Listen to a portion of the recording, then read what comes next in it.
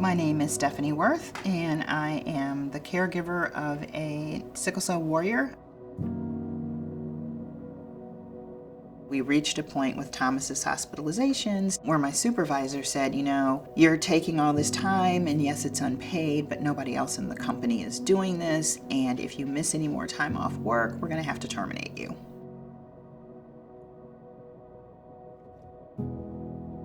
I said, if you make me choose between my baby and my job, I'm gonna have to choose my baby. And she said, that's fine, but if you miss any more work in the next 60 days, you'll be terminated.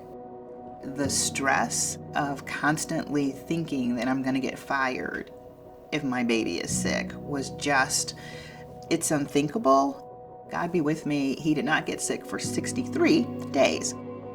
I remember one of Thomas's hospitalizations. We would wander through the hospital, and I remember passing one room, and there was an infant in the bed, in the room, all alone. And I asked the nurse, I said, does she have anybody? And she said her mom has to work. And I just thought about people who didn't have the option to stay with their kids and how terrible that must feel. But I was able to eventually have a conversation with HR and talk about the realities of FMLA, that even if my baby hadn't been sick, newborns need wellness visits, right? You yourself might get sick.